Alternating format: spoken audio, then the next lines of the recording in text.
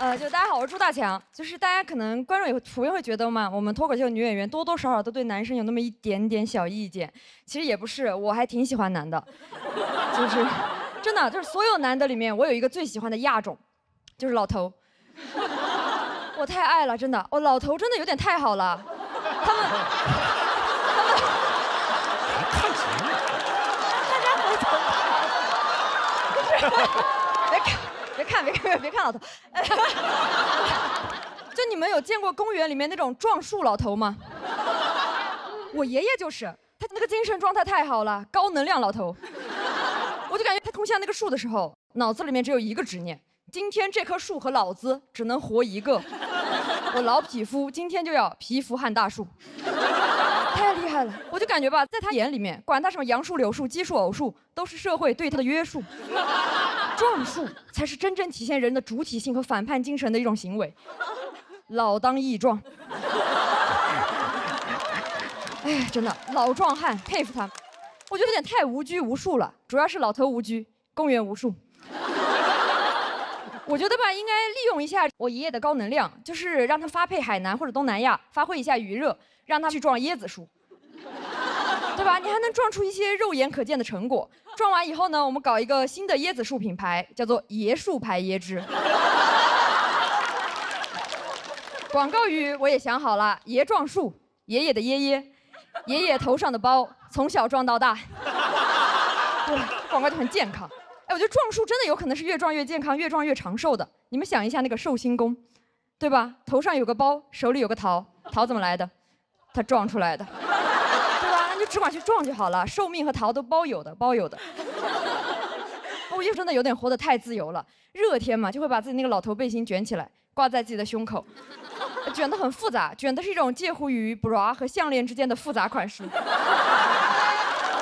就是跟现在那种流行的老前锋背道而驰，老没前锋。我真的不是很能理解这种穿搭，你要穿不穿的干什么呢？真的不理解。我说爷，你每次那个老头背心，你在这里挂一小块干什么？我爷说不能脱，我脱下来放在哪里被别人偷走了怎么办？谁会偷啊？我爷那个老汗衫真的，他已经穿出一种那种下垂感。如果真的有小偷稀罕这种东西啊，偷回去还偷回去那个贼窝，还得偷偷藏起来，不然会被别的贼质问。我们不是什么违法分子吗？你这当什么变态小子？就算真的被偷，那又会怎么样呢？我偷过，我爷爷都没发现。哎，我上一次就是听说有人衣服被偷，就造成严重恶劣后果的，还是织女。你们想对吧？织女在凡间丢了一件衣服，突然就在凡间获得了一个家庭，回不去了。哎，我爷爷啊，居然他有着天蓬元帅的身材，但是居然有仙女同款的担忧啊！我不理解。但我觉得我爷爷好像还算好的，还有那种最后那一小块背心都不穿的，就那种穿衣有肉、脱衣有肉的。好羡慕这个身材，也没有什么身材焦虑，他们裸的层峦叠嶂的，很有松弛感，也很敢松弛。我有时候就想让他们意识到，就那种半裸大爷意识意识，公众场合也是有人在看着他们的嘛。我就搞一些那种街拍裸大爷的活动，每次见一个拍一个，见一个拍一个。我有一次遇到一个大爷，我朝着他举镜头的时候吧，想唤醒一点那种公众羞耻感，结果我发现他不仅没有羞耻感，他还有一点镜头感。因为我拍他的时候，他朝着我努了努嘴，他在那里。我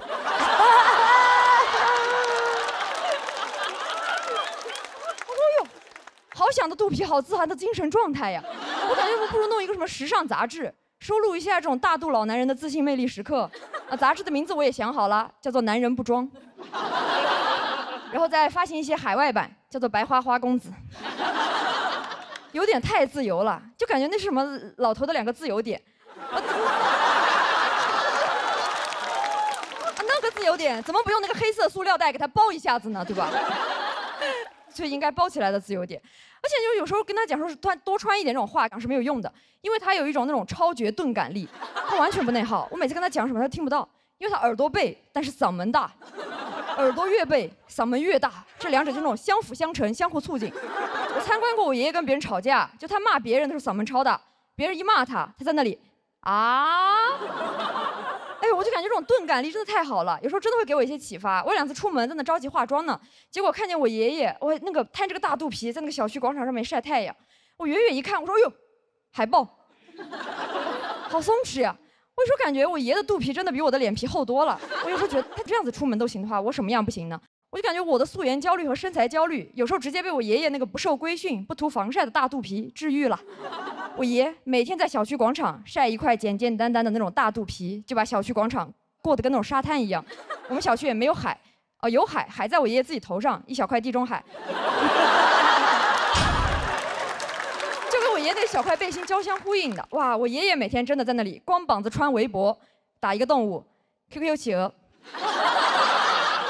特别我爷爷还有卡痰，每天在那，我就知道啊 ，QQ 爷爷上线喽，很可爱。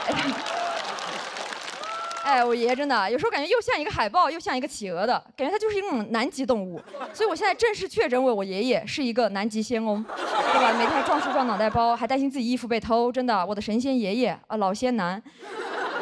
活得有点太潇洒了，但我有时候还是希望老仙男能多少还是穿上一点吧，也希望我能拥有一些我爷爷这种老头的松弛感。我现在就致力于做一个那种精神上的老头，我自由不受规训，也充满主体性。我主动去撞生活中的每一棵树，我越撞越死撞。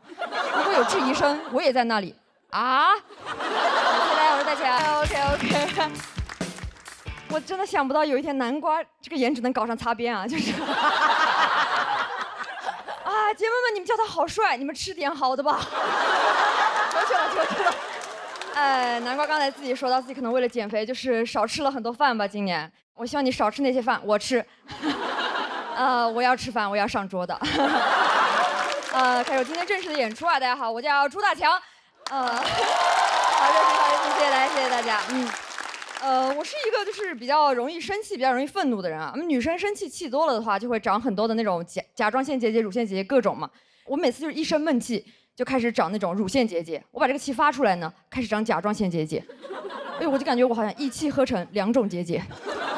哇，有点太多了。我就感觉我每天这些结节，就是你们胸腔这里长不下的，开始长到嗓子眼这里去。这什么？节节高升。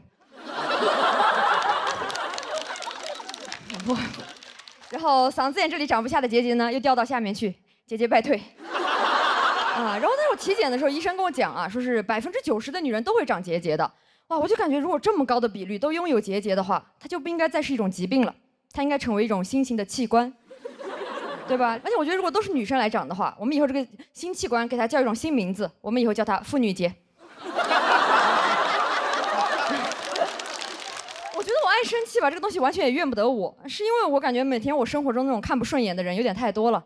哇，有些人真的在公众场合边界感有点太差了。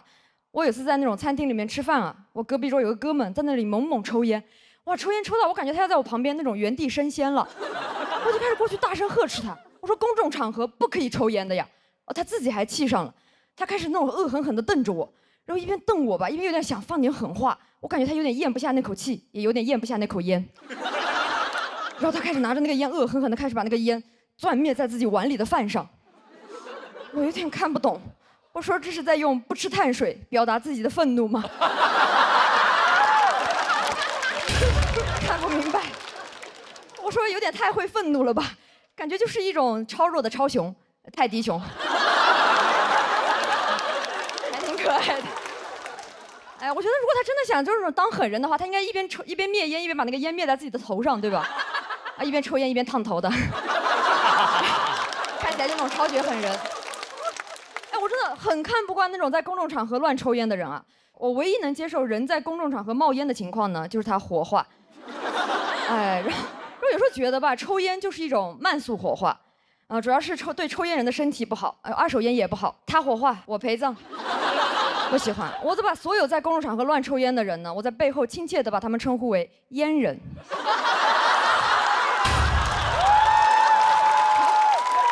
哎呀！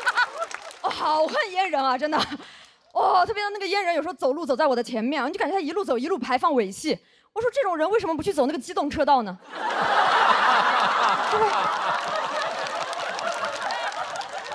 你要走路走在我前面的话，你最好是寿命上也走在我前面。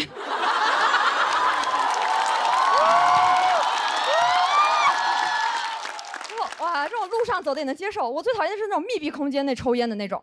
我有一次打上一个出租车啊，哇，那个司机在里面猛猛抽烟，我在后面很生气，我说烦死了，我说你一直抽什么烟呀？他说我抽软中华呀。谁问你了？我问了，就是哇，然后很烦，我就开始用各种借口跟他沟通嘛。后来发现各种借口都不管用，直到后面我跟他讲，我说我怀孕了，闻不了烟味，然后他才把那个烟吸掉。哎，我就感觉好像我怀了个人的时候，我才能被当个人尊重，我就感觉很悲凉。但是我后面就发现吧，我这个人，我感觉我也是那种母凭子贵了。我现在是一个吸贵妃，每天到处吸一些二手烟。母凭子贵。而且现在吧，我有时候会发现，就是怀孕对于劝阻抽烟来说，这个借口还蛮好用的。所以我现在就是那种随时随地乱怀孕。哎呀，我一出门就怀孕，一出门就怀孕，这个世界太危险了。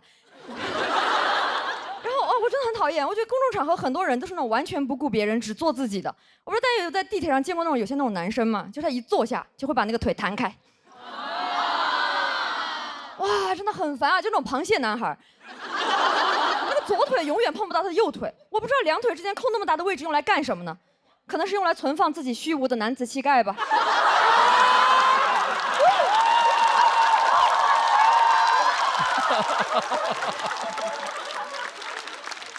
不理解，不理解。但有时候这种大男人坐姿真的会影响到我的，因为我有一天坐地铁哈，我旁边那个男士也是一坐下就把那个腿弹开了，而且他那个腿越弹越开，越弹越开，他有点太放得开了。哇，我就感觉他那个腿在和那个车一起开，往城市的边缘开。哇，然后他搞得我坐的位置开始越来越狭小，越来越狭小嘛，我就想提醒一下他，我就开始翘二郎腿，我就翘一下踢他一脚，翘一下踢他一脚。哇，我真的每一脚都踢得巧妙又刻意。甚至吧，为了能够多踢他2脚，我还陪他多坐几个站。然后最后我跟他一起是同站下车的，我跟他一起下车的时候，他在那里问我，他说那个你是不是对我有意思呀？我说啊，还真有意思。哎，弄巧成拙，自找苦吃。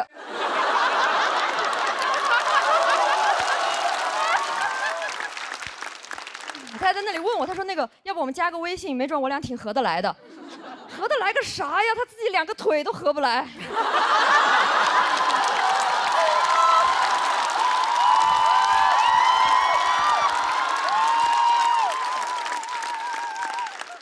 而且我真的感觉他自己2条腿已经构成了一种开放式关系了。太 open 了。不是很想加入，我也不喜欢这种随时随地会劈腿的男的。不喜欢，我也不喜欢异地恋，以后见他的另一条腿还得去隔壁车厢。不喜欢。而且还有一些那种，我觉得他们都不是把那种公众场合当自己家客厅随便坐了，是把公众场合当自己家厕所，随地小便。就那种深夜街头啊，什么街道那种路灯，然后行道树，都是他们的什么小众打卡点。他每天在那里随时随地标记自己的生活。觉得吧，如果他有个柱子就可以的话，我们不如以后就把那种男厕里面那种1排小便池，我们就换成一个小柱子，对吧？啊，俗话说得好，8个好汉1个庄嘛。够了，就他们够用了。然后我们就把那种省出来的空间全部拿去盖女厕，对吧？这样以后我们上女厕也不用每天在排队了，然后看着空空荡荡的男厕，啊，以后大家都方便了。或者说感觉吧，就其实那种随地小便，从古至今都是会受惩罚的。你们知道那个孙悟空就是因为尿在如来手上，对吧？一开始我感觉他大闹天宫完，如来本来想着要不关他15天算了，后面怎么抬手一看，怎么他上厕所我洗手呀？哇，好脏呀！反手就是一个镇压，对吧？我觉得这种镇压力度还是不够啊，现在还是老能看到。我以前在那种酒吧门口看到2个男的喝多了，那个酒吧门口有个大柳树，2个男的出来就开始对着那个柳树开始滋了。我路过以后在那里很生气，我说你们2个干什么？其中有一个就喝大了，但是他很有礼貌，他开始跟我道歉，他说不好意思，然后说着不好意思，他就转过来了。我说收起来呀。哎，然后之前讲完这个随地小便的段子啊，有一个观众姐妹特别可爱，她有天在那个微博上给我发私信，她说大强，你讲这个段子我太有共鸣了，我今天也遇到一个男的随地小便，然后啪给我发了一张照片。我有点看懵了，我至今都不知道那个姐妹是距离多近去拍的那张照片啊，因为她那个照片刚发给我，我点开就变成灰色消失了。姐妹勇啊！我就希望这种现象也跟那个网上一样吧，生活中也可以尽快变成灰色消失。哎，谢谢大家，我是朱大强，讲到这里。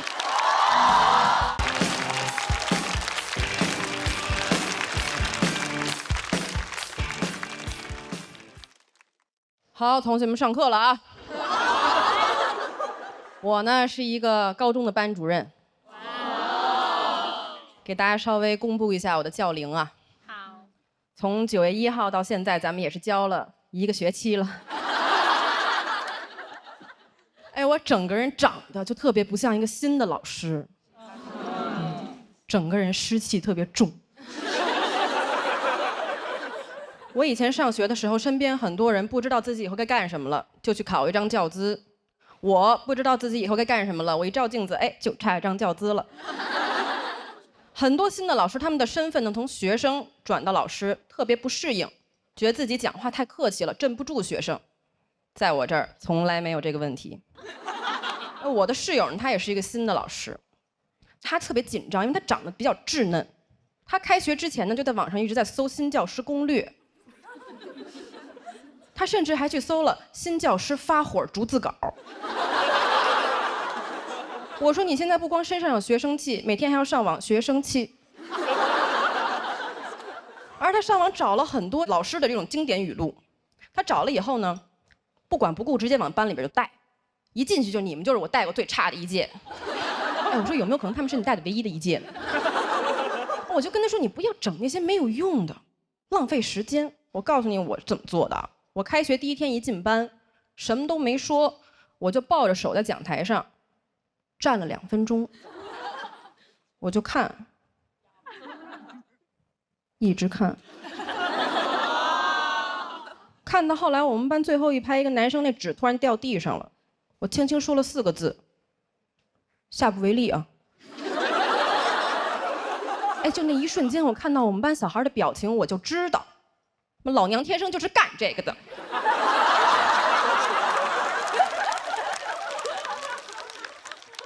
我后来感觉啊，当了半年老师以后，为人师表的表在我这儿大概是表面的表。说实话，现在教学水平有点配不上我的长相了。哎，我们班小孩老跟我说，老师这个不会那不会，在班里边特别紧张。我说你们紧张什么？我跟你们一样紧张。很多知识点，老师就比你们早知道1天而已。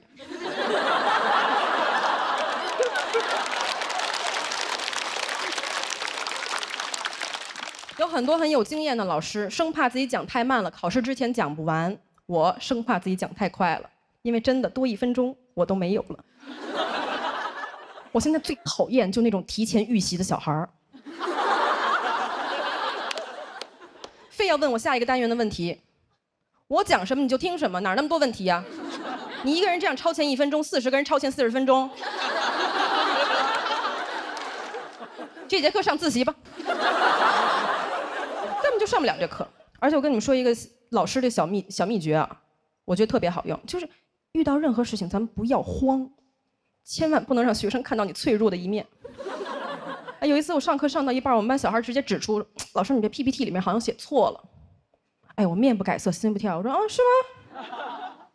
只有他一个人看出来了吗？老师觉得很失望，很失望。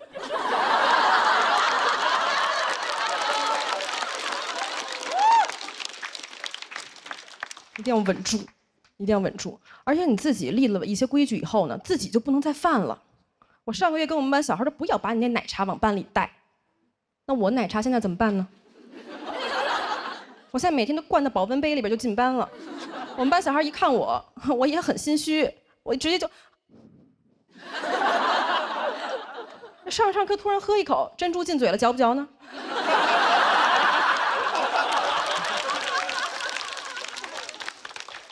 哎，我经过我们班小孩听他们在那议论我，我听得特别清楚。他们说现在老师是不是压力有点太大了？怎么老在这生嚼茶叶呢？但我上了几个月的班以后呢，我发现我整个人那湿气有点侵体了，整个人这个行为方式跟思考的方式有点不太一样了。比如说我小的时候，我最喜欢看的电影就是《哈利波特》，我觉得哈利波特是这个世界上最勇敢、最自由的人。但是现在哈利波特重映了，我又去看，我坐在观众席，我脑子里就一个想法：谁要当他班主任，真倒了8辈子大血霉了。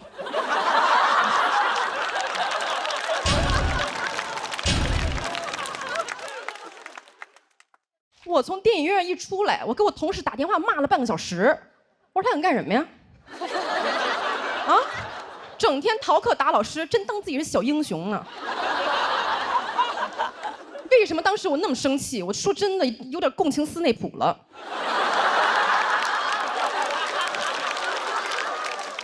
哎，你别看斯内普长那样，没准叫铃就2年。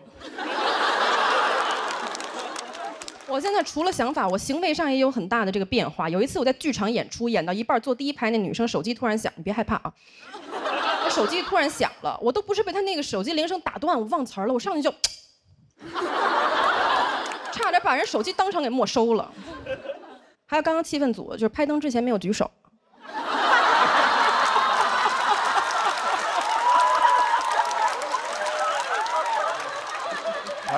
夸过我，夸过我。而且我现在去过的演出，我演完了以后，那场子热不热、好不好笑，咱不知道，但一般秩序都非常好。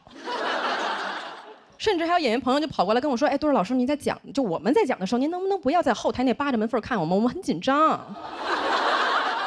我说：“你讲那么差，我看一眼怎么了？这么不幽默，下不为例啊！”我今天其实跟大家讲这么多呢，还是想跟大家说，就是老师呢也是活人，就我们下了课以后呢，也是会讲讲开放麦呀，喝喝奶茶什么的。所以呢，如果有我的学生在看我的这个演出呢，我还是想跟你们说一声，作业写完了吗？看什么呀？我今天先讲这么多吧，因为多1分钟老师也没有了。谢谢大家，我是墩儿。Hello， 大家好，我是林简七，我是一个东北人。我出生在东北的一个小县城抚顺。我觉得出生在小城市，你就很难介绍自己。别人问我家在哪儿，我说辽宁。他说辽宁哪儿？我说抚顺。他说抚顺在哪儿？我说离沈阳很近。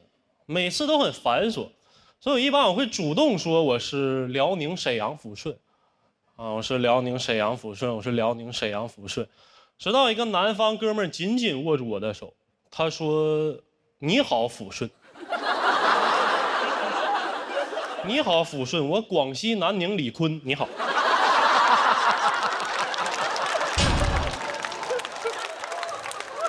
我听很多小城市的朋友跟我说，基本上在小城市出行就是招手打车嘛，出租车也就只干2件事儿，就是拼车跟拒载。有一次我坐在副驾，他车一停，问路边的人说：“走吗？”路边人看了看，我说车里有人啊，摇了摇头。他这一摇头，司机就骂一道，就在那怎么这么事儿呢？有人怕啥呀？他是死人呐！我说非常野蛮啊！有次我打车这么一挥手，同时停下来2辆出租车，我还没说话，他俩自己就吵起来了。一个说我都停了，你还停啥呀？那个说我停你爹身上了。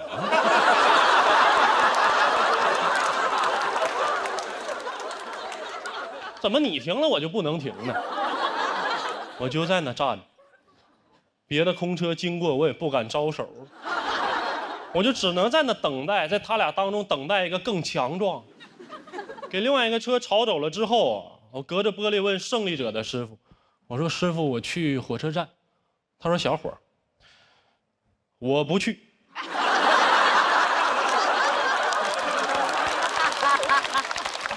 也没有共享单车，其实投放了一批共享单车，一夜就没了，全让老头老太太拿走卖铁，太快，就1夜。哈喽单车拜拜了。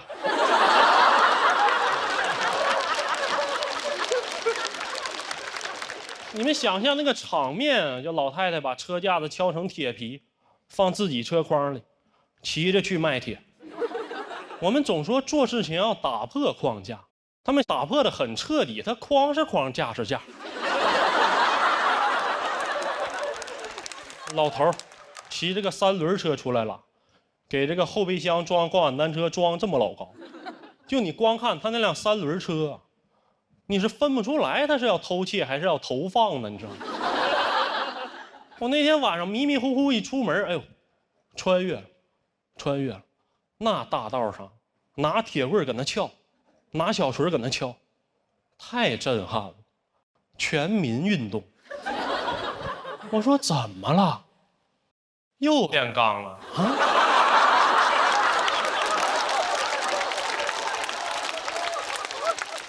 那边老人就是非常的自由啊，什么也限制不了他们。宗教也是，他们信的也不是正规宗教啊。好多老人他信教是因为他们到岁数了，准备上天堂。信别的就很少，你要跟他说轮回，他就说轮回我就不去了。啊，宗教这儿不让干，那不让干，他们信教的主旨就是我都能干，因为我能忏悔。所以你能看见一种奇观啊，就好多老人在教堂门口打牌。哎呦，这帮堕落天使啊！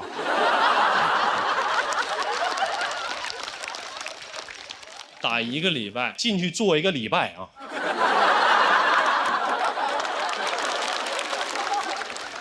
那话你都没听过呀，主啊，我忏悔，妈3代1出早了。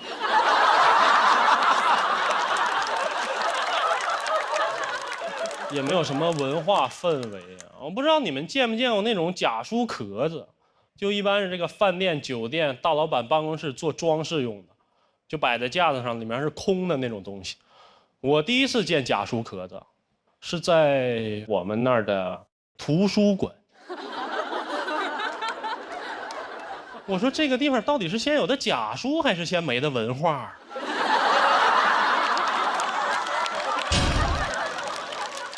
你们能想象吗？一个个嗷嗷待哺、渴望知识的青年，翻开书一看，我文化了啊！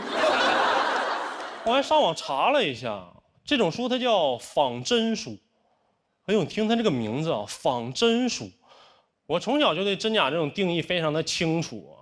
我小时候也穿一些高仿的鞋什么的，我同学就指着我，他说：“你这个鞋是假的。”我觉得真假你也得看哪种维度吧。在你那儿它是假的耐克，在我这儿它是莆田正品。但是仿真书啊，它都不是书，它是纸壳子。你让老头老太太知道了，来了全给你拿跑。比在图书馆放假书壳子更诡异的是什么？是这个假书壳子，你能借走。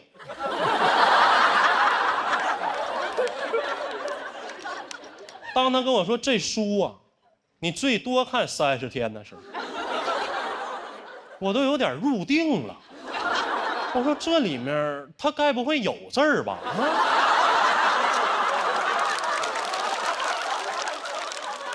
老师问我看没看过《红楼梦》，我说那打开里面一场空啊。我还看过吗？我都看透了。讲到这儿吧，谢谢大家。Hello， 大家好，我是真友，真正的真，勇敢的友，谢谢大家。第一次来到这个舞台，我还是简单介绍一下自己啊。我是这个来自云南的这个边疆少年。哦，是不是大家看见了边疆，没看见少年？那除了这个长相之外，我其实最大的特别是我的口音，大家听得懂吗？听得懂。对啊，我这口音很奇怪，连普通话都说不好。我妈到今天她都甚至不理解我这普通话能靠说脱口秀赚到钱。我妈不知道我选择了多艰难一条路呀。其实我这口音打电话很容易赚到钱的。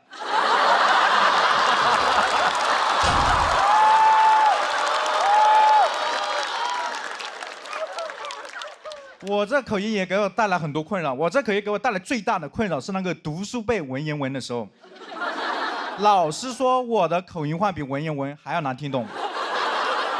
记得有回背这个《月牙楼记》，我当时就背我说齐碧渊，先啲子又爱又好像是了爱了。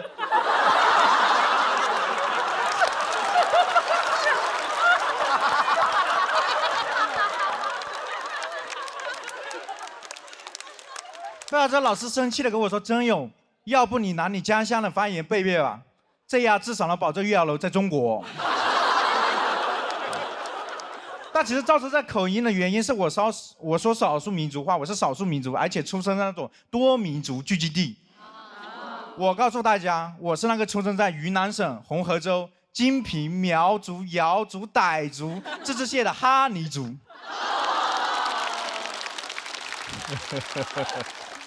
那在多民族地区生活，真的会显得我们哈尼族很普通。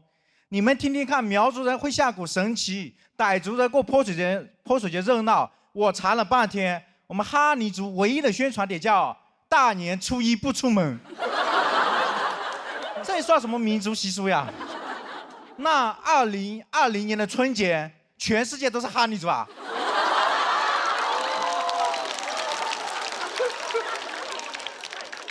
但是很多人对我们这种多民族地区很好奇，哎，之前就有人问我说，哎，你们那边是不是还有民族住在那个部落里面？部落。我们那边早就改名了，叫社区。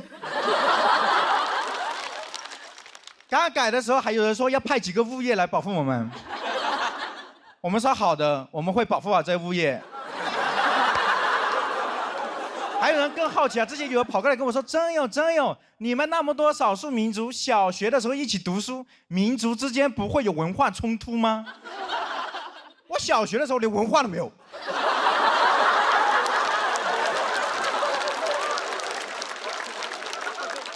所以没有文化，只有冲突。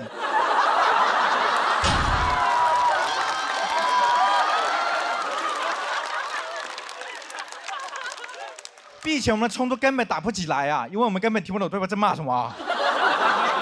除了少数民族聚集地之外，这里还是祖国的边疆边境。我告诉大家，我出生的地方有多边疆。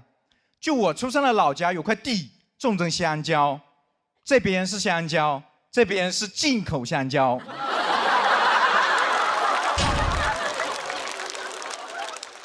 就有多边呢？就是我国最著名的那个边塞诗人王昌龄，他对我们来说他是内陆诗人。他被分配到那个边疆，要到我现在的老家还得再被分配一次。有的人出生的地方条条大道通罗马，我出生的地方条条小路可以到金三角呀。但我特别不能理解的一个点，我今天生活在成都，我妈生活在这样的老家，她特别担心我在成都被人卖到缅北。我说妈，更该注意人事你吧。我在成都离边界线1000多公里，你在老家离边界线只有1公里。但我妈这个人特别乐观呀，她跟我说：“孩子，我担心啥呀？对面的现在我熟悉了呀，被骗过去了，我骑个摩托车就回来了。”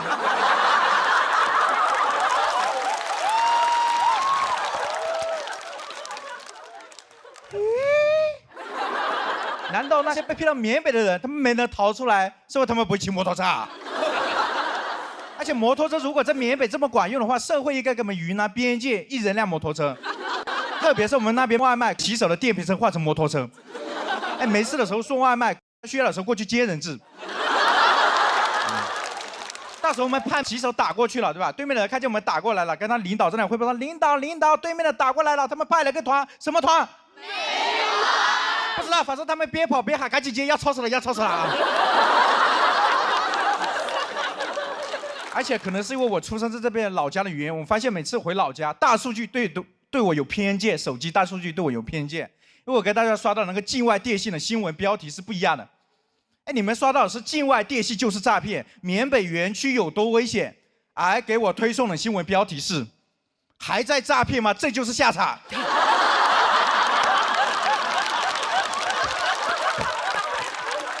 好，今天讲到这里，现在我是边家少年郑勇。大家好，我叫陈爱。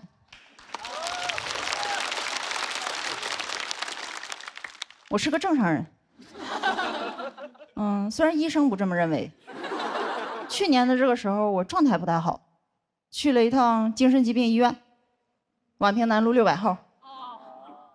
对，本来去之前听人调侃，我还有点担心，我怕里边的人控制不了自己的行为，突然攻击我一下啥的。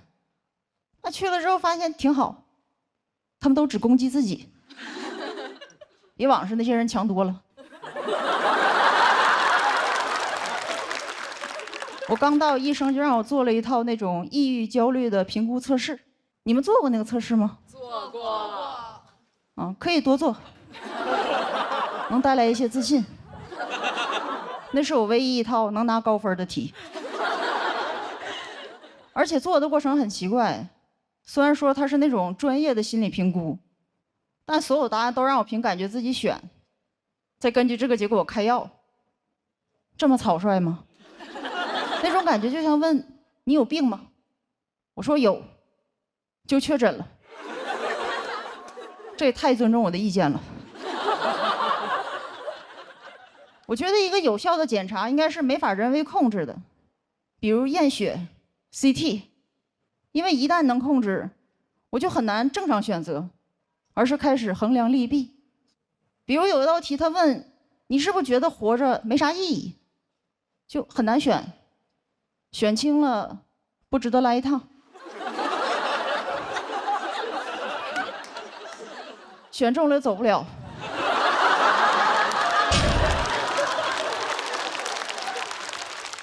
类似这种问题很多，整个测试给我感觉好像就是，只要你觉得自己有病，总能查出点啥。所以我给这个地方想了个宣传口号：来精神疾病医院，成为你想成为的人。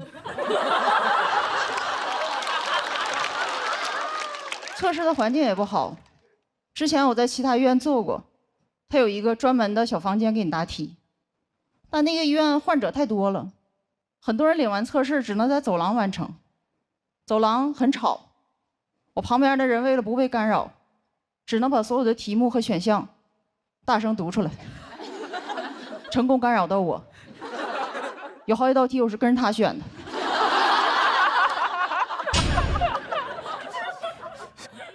最后测出来结果，我不但有抑郁和焦虑症，还有一点轻微精神病。我就知道他有病。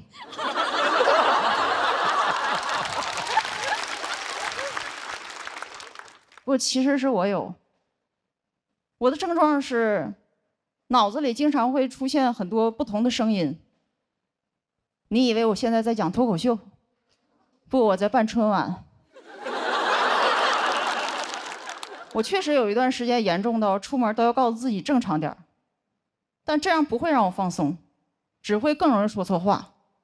比如之前有一次我去买奶茶，还没到店里我就开始想要说什么。你好，来杯奶茶，凉的、热的，热的，微信。准备好了，我到那儿，我说你好，来杯奶茶。他居然问我要大杯小杯，这句没练过呀。但我跟自己说没事，你可以的。现在正常应该问什么？大杯多少钱？小杯多少钱是吧？但我太紧张了，问成大杯小杯啥区别？说完我就特别后悔。因为我发现他在用一种看智障的眼神看我，说大杯大一点，小杯小一点。这是我之前写的一个段子，那个时候我还不敢面对自己的精神疾病，所以到处说我社恐。但人家社恐只是害怕社交，也不是脑子有病。但我当时觉得应该没事儿，反正社恐也不会当面骂我。但其实我也没觉得自己多不正常，我觉得不正常的是你们，只是你们人多。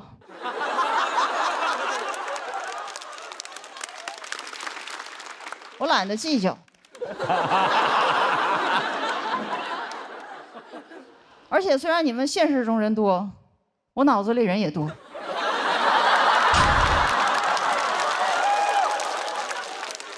我只是在外边收着。有时候也会遇见一些人跟我说：“没事儿，你放松点儿，别太紧张。”我心想：“哼，我放松，就该你们紧张了。”而且其实有精神病这件事儿，我之前也不太敢说，但直到这2年，环境好，大家都疯了。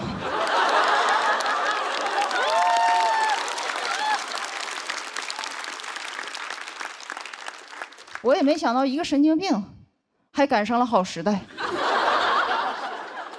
天知道我这一刻等了多久。因为我10多年前就是这样的状态，我当时觉得永远不会被接受了。直到这2年，我听到一个声音，时机到了。原来我不是风，我是先锋。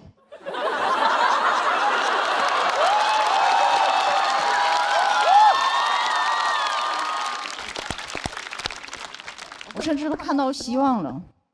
他们说信息时代人也更容易抑郁，也就是你们也会走我走过的路，你们加油吧，反正早晚都得疯，别错过这个风口。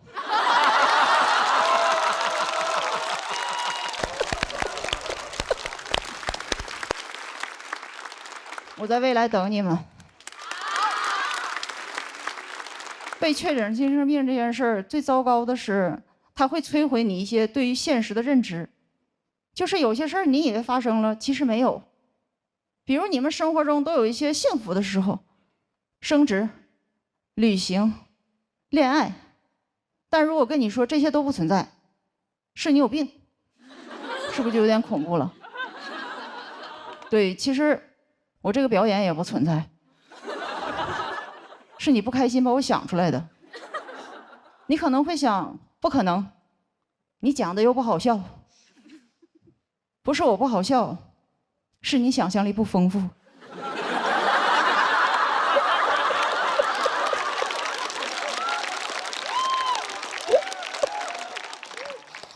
没事儿，我想象力丰富。我已经想象你在笑了。怎么样，先锋吧？讲到这，谢谢大家，我看。